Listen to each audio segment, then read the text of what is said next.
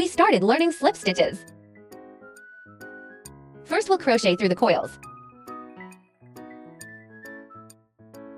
Tension coil.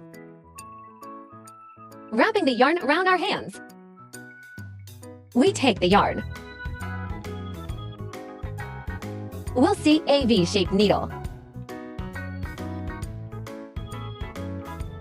We'll crochet through the first V-shaped stitches. There's a V-shaped head and a coil. We're going to press down on this coil with our thumbs. Then crochet and wind. Wear the coil and this needle at one time.